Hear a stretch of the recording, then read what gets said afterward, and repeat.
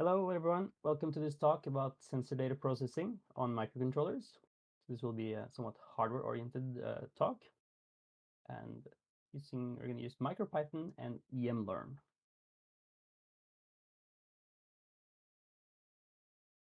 My name is Jon. I'm from a company called Sound Sensing.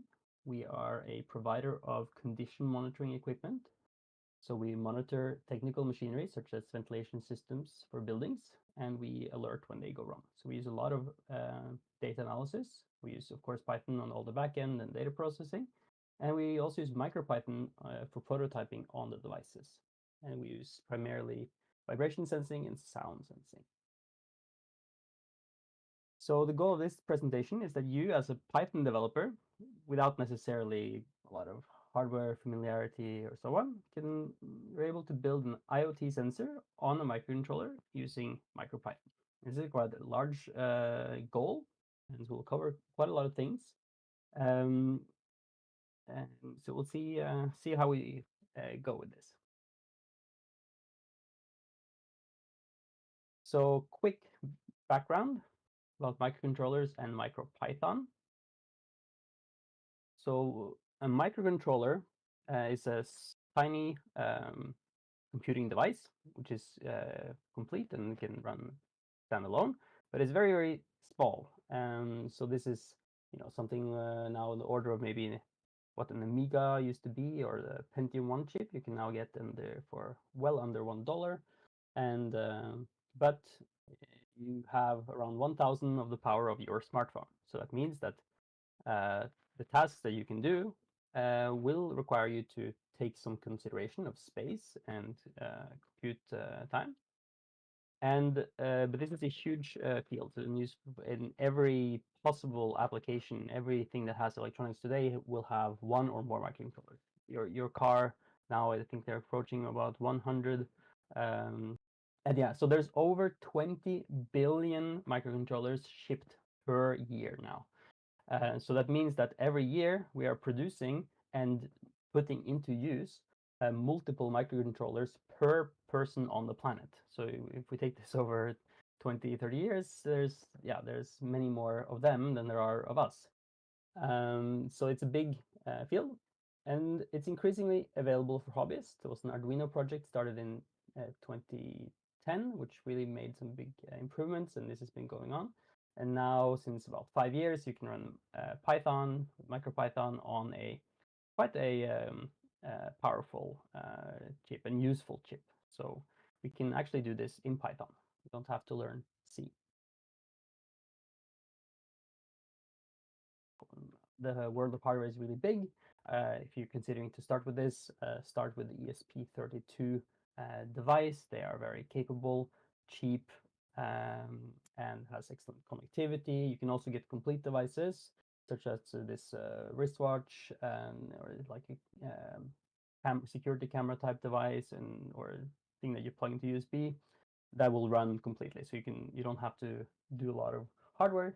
These will all run MicroPython out of the box, or not out of the box, but you can just flash it, and you're up and running. So, and it's affordable in terms of pricing. Go as low as you want if you're willing to do more tinkering.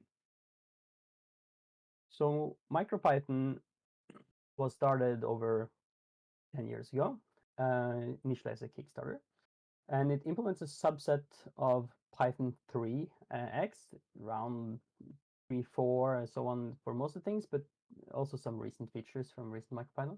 It works for most devices that have at least 16 kilobytes of RAM.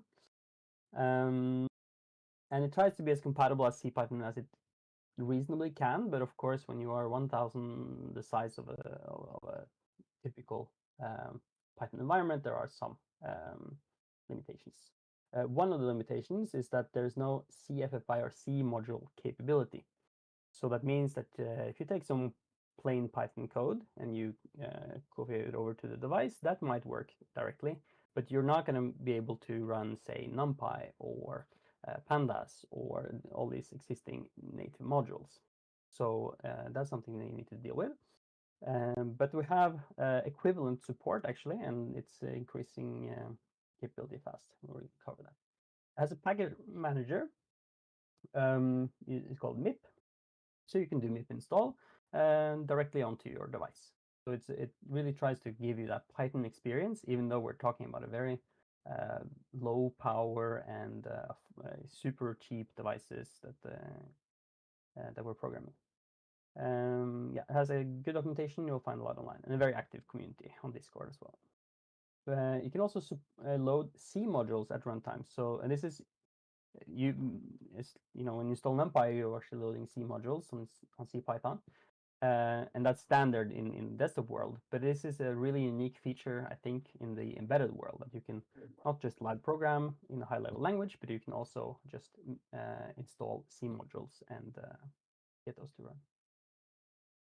Yeah, just not going to go into the details, but install MicroPython, you download a pre-built binary, it's called firmware, and you install this to your device. And the tooling for that, for the ESP32 is on PyPy, so it's super easy. You just pip install that tool and a couple of commands, and then you can use this MP remote, which gives you a shell on your little device. So that's then not running on your computer, but running on this microcontroller, this external board. There's also web REPL, so you can do this over connectivity. There's also for ID support, many options there, but these are the basics that will get you up and running. So you can use this for a lot of different things. What we will talk about is what we call a sensor node system, or maybe a wireless sensor network, and we're going to cover a couple of different use cases. But the typical structure of such a system looks something like this, where on the left side you have your sensors. You may have one for your particular use case, or you might use a combination. This is connected to a microcontroller, and in the microcontroller you do all your as much as you can in terms of the processing that you do. And here we're going to include that we do more advanced processing, like digital signal processing and machine learning, because that allows you to do interesting things with the generic sensor, such as the microphone, camera, or accelerometer. It can contain a lot of different phenomena. We can detect them. And then we can transmit the output to, for example, motor, if we do robotics or industrial control. So it's like maybe a closed loop system. Or maybe it's connected over wired network or wireless, and we might send this, the data to a cloud platform for logging, dashboarding, and so on. That's why we call it an IoT type device. And there might be fixed power, or maybe it's battery powered. So all variable devices, for example, on the human body. Then you need to think about battery life as well. So we're gonna briefly go through 4 different kind of levels in terms of sensors, and show how you can build them, and the things that you need to think about when you are at that level. So this is ordered from left to right in terms of increasing data rates, right? So it is a challenge, no matter which language you use, that the higher the data rate of the data you're processing, the more challenging it is. There are some additional challenges when you do this in Python, as similar as on the desktop, and we need good strategies to handle this. In addition, there's a couple of hardware related strategies, like I/O type strategies, that are important in order to realize more advanced systems. So we're going to go from the left, from very simple to more tricky on the right. These are all applications that you can feasibly do with MicroPython. So when you do this, it's of course very important to do some to approach this in the same way. So it's important to first work on making it actually work, have a proof of concept, and then making it right so that it's reasonably well structured and so on, and then work on making it fast. And then when we say fast, it's also, at least with hobby type things, it's about doing it fast enough. So there's if it's good enough, you're done, I would say, and you don't need to pull out more advanced techniques. At least that should be the general strategy. So don't go and do it the hard way first, in case you might need to. Write a benchmark, write some automated tests, and check the simple approach in pure Python first. And then we're going to introduce more complex methods if and when we need to. And yeah, you can do basic testing and benchmarking with the time module and the certs. You don't need a very fancy tools. So you have Python as a high-level language. It's super convenient compared to C, for example, to write tests and benchmark. So the first is a temperature sensor. This is example of a very simple case. Temperature is a slow changing phenomenon. We don't need to necessarily measure it very often. And typically what we want is also a value that represents a longer time period. So maybe like temperature per 5 minutes, so on is good. But the sensor might be noisy. So when you ask it for one measurement, that might not be a very good estimate for the measurement around the 5 minutes. And we will show an analog sensor, but the same approach can be used for digital sensor or also for other slow changing phenomena. For example, if you have a motor that runs continuously and you measure its power, that might be a related case. So how to solve this with MicroPython? In this case, you basically do it exactly like the Python programming. You probably would write this basically correct the first time. Because the data rates are low, we don't need to take that much into account. We can have a infinite loop, this while loop, and we will collect some data for measurement. Here we're connecting n samples, like 10 of them, and then we do a median filter on that to reject some noise, and we can convert this to a temperature. Calculation will depend on the sensor that you use, and it will be in the data sheet, or you will find probably examples online for your particular sensor. And then we can send this using Bluetooth Low Energy, for example. That's quite easy with MicroPython. There's a link for how to do that. I'm not going to cover it here. We might want to do a light sleep, and that puts the device into sleep for a specified time, and then it will continue running after that. So that then we will save a lot of power in this process. And since we are sampling quite regularly, this would be a huge difference, probably around 100. So yeah, light sleep is useful. You can, in this case, I've shown that we pre-allocate the samples that we're going to fill, because we're always going to take 10 samples instead of having a list that we modify. This is a technique that is good practice in MicroPython because allocations are expensive, so it's something to think about, but it's not really necessary. It's definitely not necessary for this case. We're going to have 1 minute until the next sample, so we can spend a lot of time on this. But it's a good practice to think about, because we do have a garbage collector, and the garbage collector will trigger at some point, and we'll talk a bit later about how that might need to be considered. But here, simple approach will just work. So let's go to the next step where things maybe get a little bit more tricky. An activity tracker. So the output should be that what the current activity is, standing, working, running, etc., something like this. And it's going to use an accelerometer, or it's something called IMU, inertial motion unit, similar to what's in your smartwatch or smartphone and so on. And you can actually get complete hardware that has this for MicroPython compatible. There's this T-Watch that I like quite well. There's a couple of other examples also.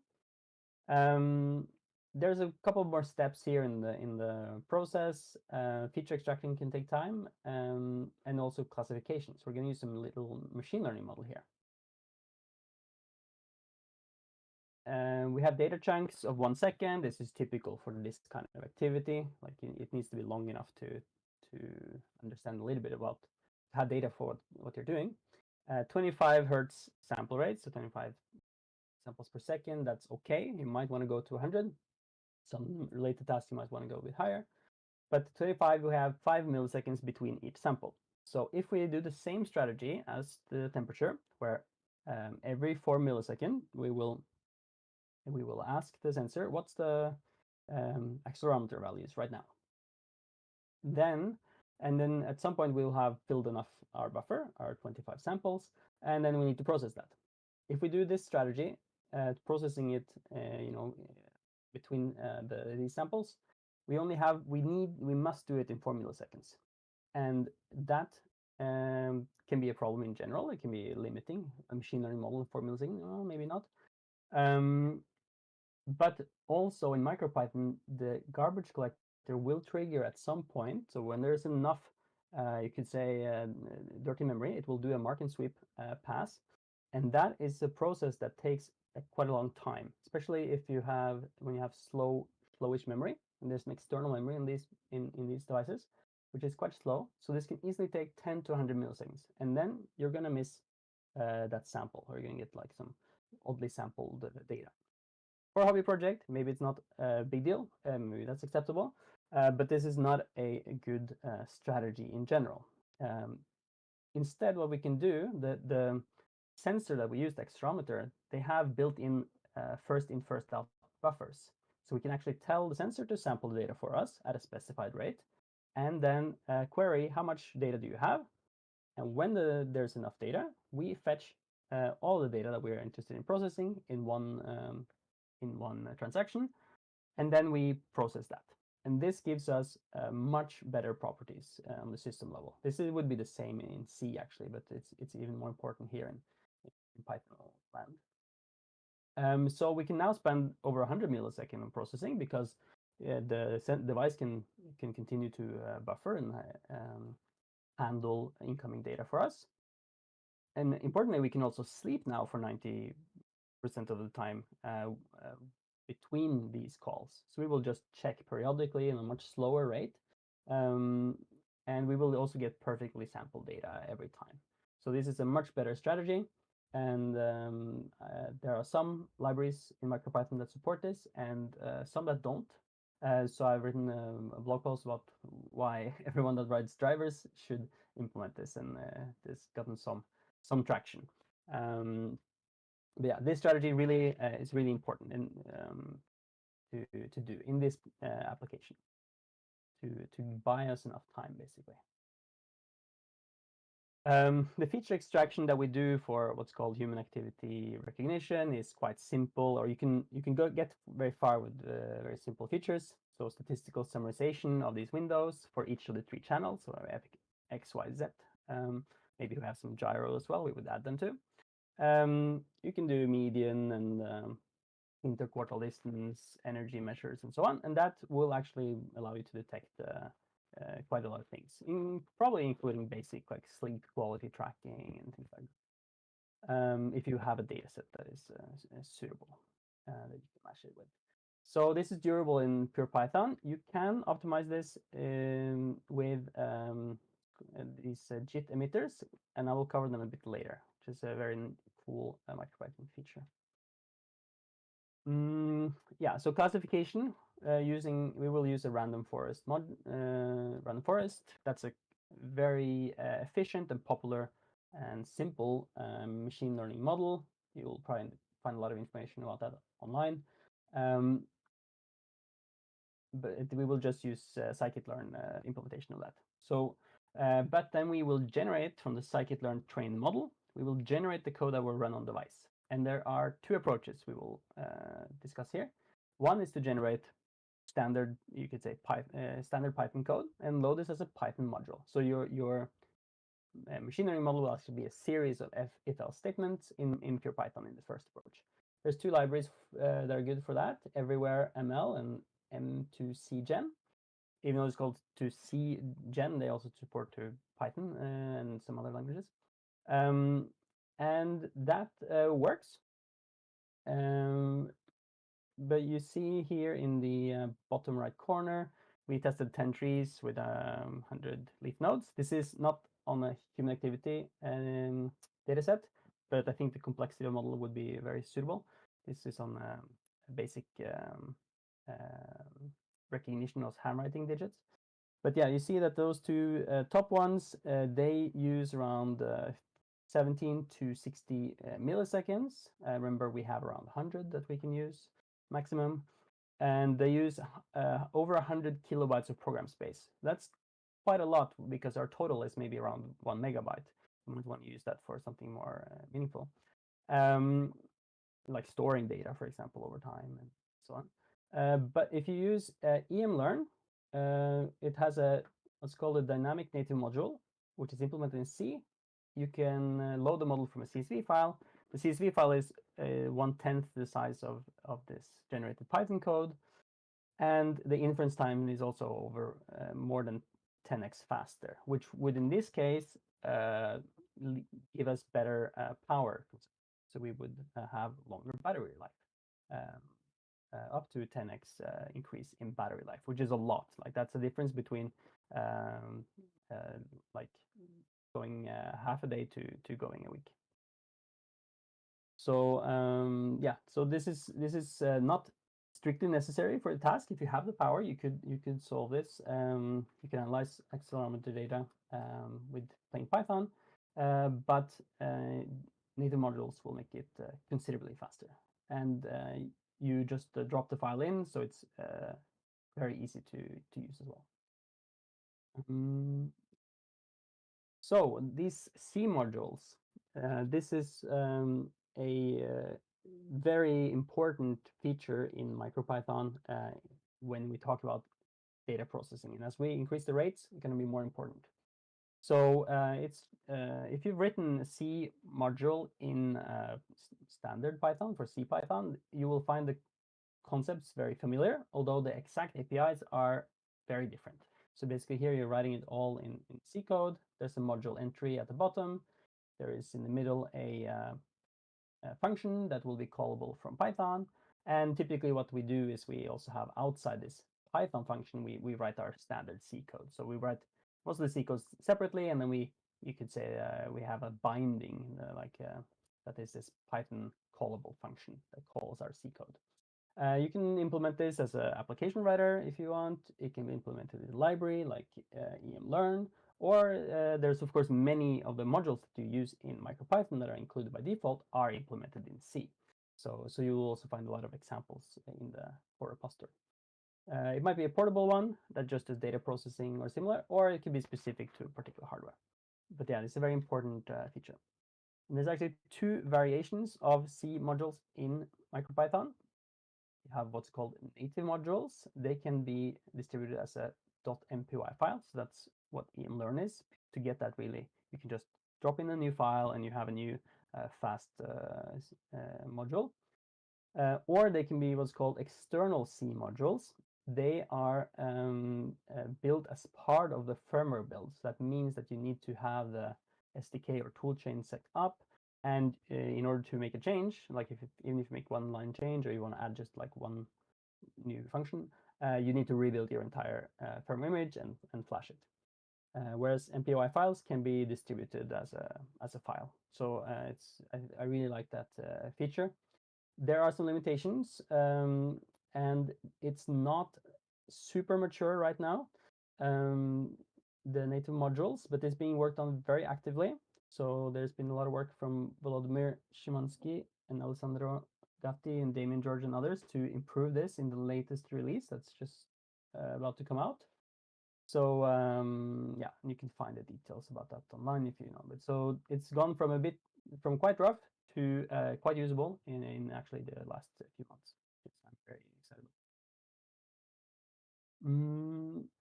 Yeah, so let's go next level. So on accelerometer data, we had maybe 25 to 100 hertz in 3 channels. So we have like maybe 300 data points per second maximum.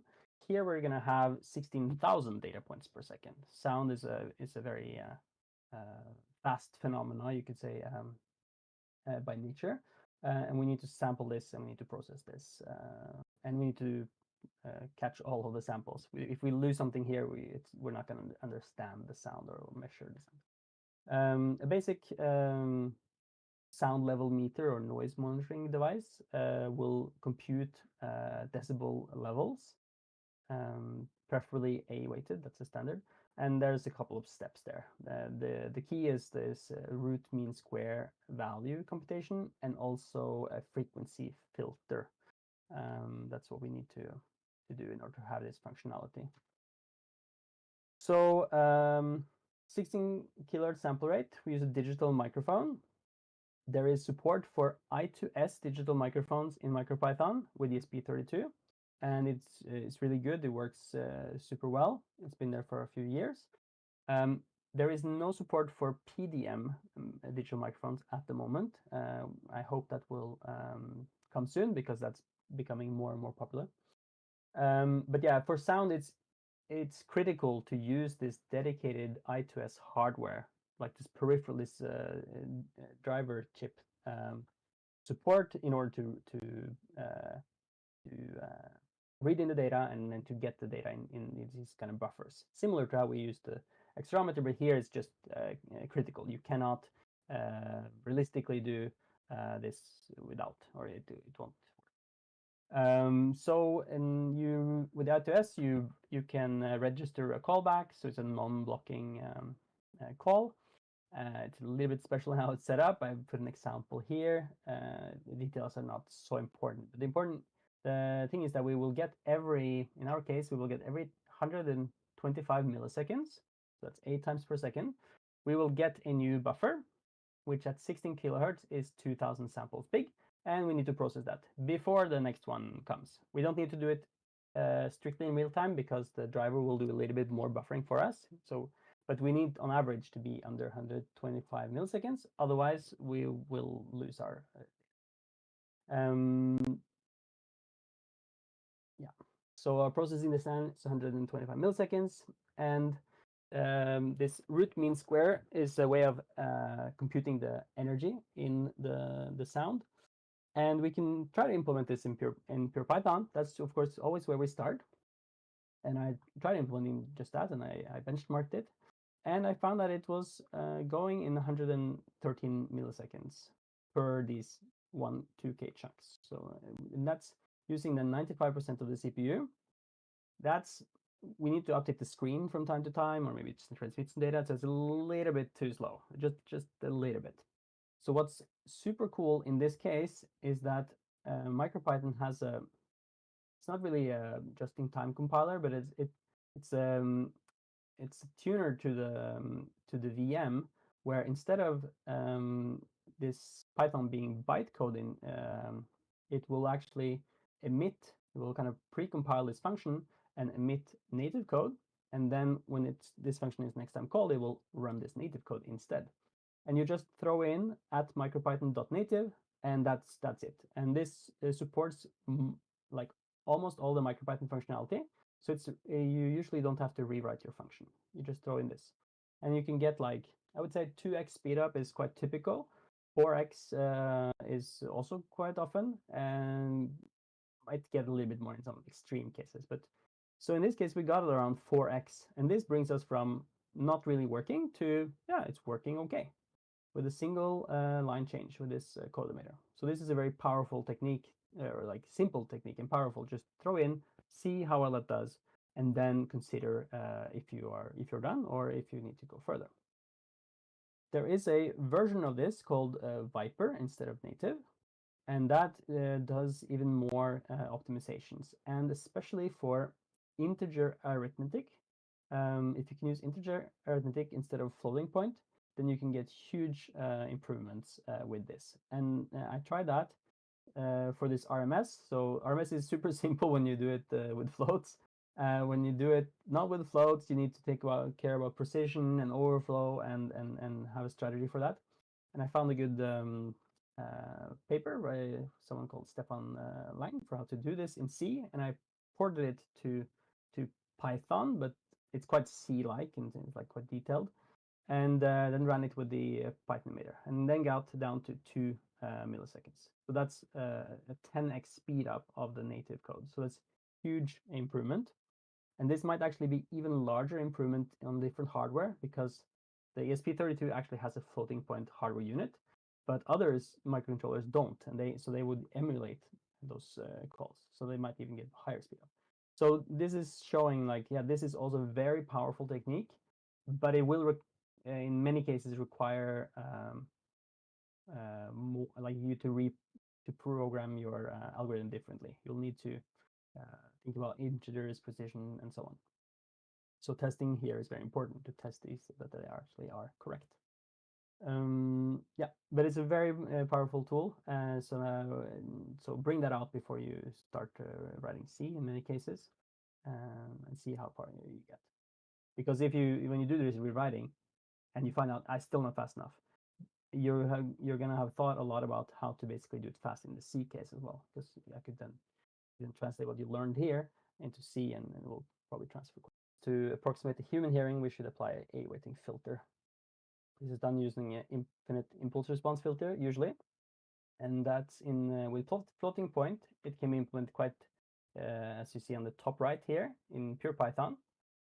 I tried doing that, and I found that it was using around 900% CPU because we're processing 16,000 samples per second. It was too slow by around the factor 10x.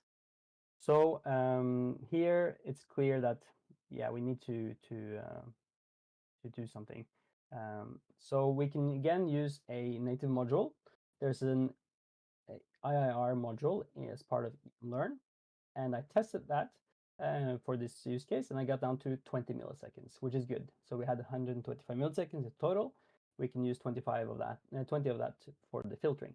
But I didn't show the code, but I tried to then do. We have to convert between int16, that's our audio sample data, and floating point, because that's what this module expects as the point.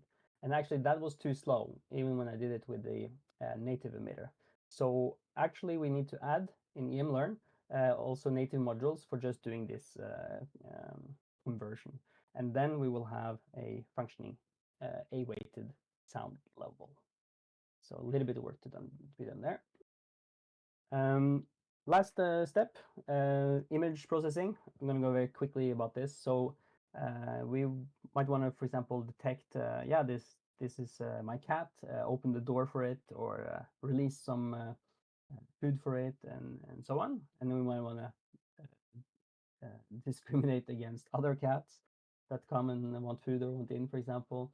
And can we do this with MicroPython? And yes, it turns out you can. I did some feasibility tests. We can fetch low resolution images. It takes around 100 milliseconds per image in Python. And I used the MP library, which is a C module. And then we can run the classification with the convolutional neural network. I haven't tested this on the cats yet, but I did the standard MNIST test, which is recognizing this kind of handwritten digits. And I think that there would be a suitable complexity level as well as for detecting cat or not, or my cat or not. And that also takes around, you can do a lot with that in 100 milliseconds.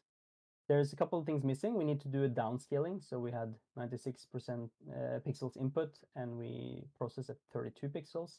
And usually you also need to do image brightness normalization, because when you have the data in the wild does not look super clean like this. It will vary a lot based on the time of day and how the lights are, and maybe shadows and so on. So that's another step that needs to be done. But it looks doable using the same techniques as with sound. So we'll use some native emitters and some C modules, and then we can do this.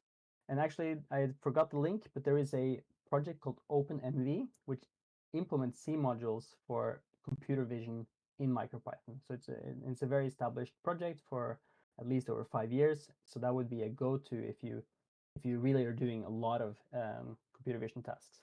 You can do the basics using emlearn MicroPython. Inline assembler, that's something that's possible on ARM. I'm not going to cover it here, but it's for the really hardcore hackers. You can actually do assembler in your Python on your microcontroller and live edit it. So it's really fun. I haven't used it that much yet. So to summarize, we went over many processing techniques, and the text seems to be gone.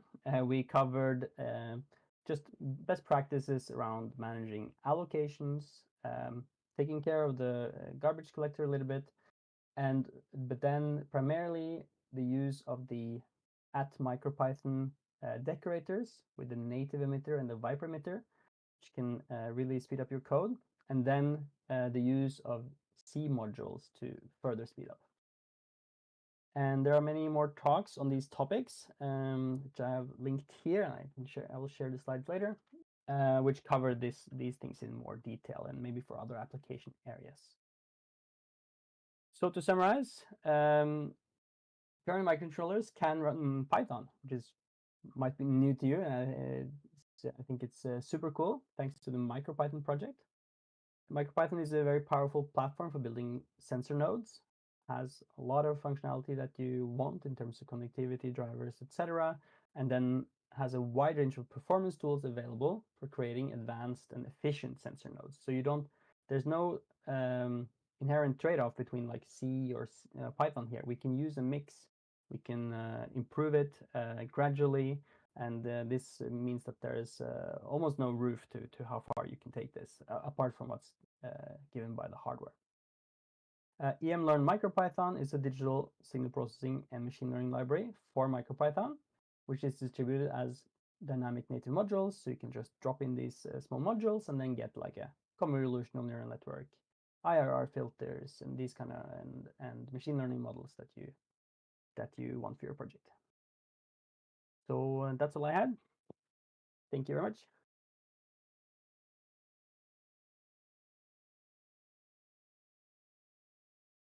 Thank you very much. Because of the technical issues, we are running late, so we have time for one quick question. This one.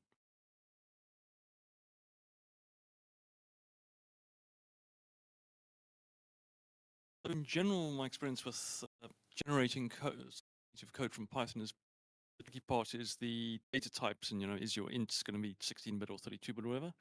The native emitters sort of give you control over that?